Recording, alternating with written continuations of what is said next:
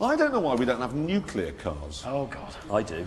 No, think we've got nuclear submarines, nuclear aircraft carriers. They fiddled with nuclear cars in the 50s, the idea of them. Hey, why don't we try it next week?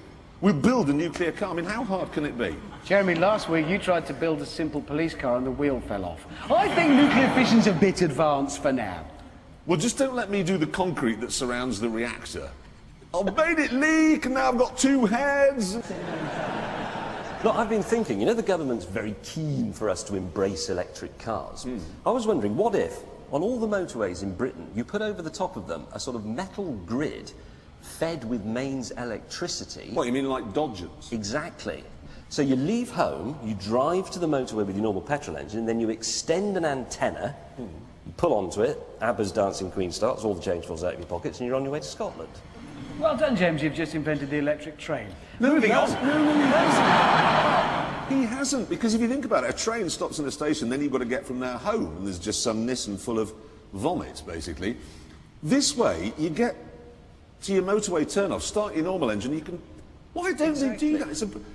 Because then just outside Watford Gap, some gormless yobbo could leap onto the running board and try and chat up your daughter. For the full Dodgem experience. Yeah. You could even redesign cars a bit so when you turn the steering wheel so far, the front wheels turn around and you go backwards. No, you're being silly. No, you're being silly. It's Why a serious... not work? I don't... The only thing I can think of that's wrong with it is that the Dodgem culture means that, say you lived in Devon, you might get up and go to drive onto the M5, but overnight they'd have moved it on to Shropshire. That was irritating. No, sorry, I think we have just solved everything. Why don't they do that? I don't know. It does work. I think inadvertently, James, that's brilliant. We're going to win a BAFTA now for that. No, we're not. Hey, you know the Citroën Berlingo? Yes. Are you aware of a French car company called Citroën? There we are, a good car show.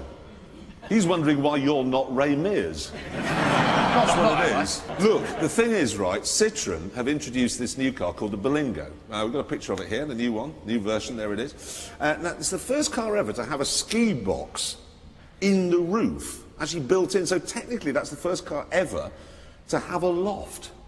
That means it's ripe for a loft conversion. Yes. You could get like an extra lavatory up there and maybe a bedroom. You put some Romanians up there. No, wait, no BAFTA for that! Dang. We've just lost the BAFTA! Anyway, sadly I don't have a price for it yet, but it won't be much. Well, it's a Citroën, so it won't be as much as it says in the brochure. No, Yeah, whatever that number turns out to be, take away most of it. Yeah, exactly. If they say £7,000, go to the dealer and say, I've got £1, and he'll say, that'll do. Yes. That's what they do with all Citroëns. Oh, now, before we finish, you know the SsangYong Rexton? Yes, Jeremy. What's it like? Well, Well, I know that's what's very coming. convincing. I know. We rang SsangYong the other day to see if we could borrow one of these, to see what it was like, and the public relations man said, no, I have other priorities. That doesn't sound like he's very confident in it, does No. it? Well, it depends. I mean, if when I rang him up, he was actually on fire, if he'd spontaneously combusted, he's going, no, I've got other priorities, that would make sense. Or if he was in bed with you... If he found the code. If he found the code and was in bed with you, then that would be a reasonable thing. But I suspect you're probably right. His main priority in life is making sure us three don't get hold of his horrible car. Have we done? Have we done? Does anybody want to buy that here?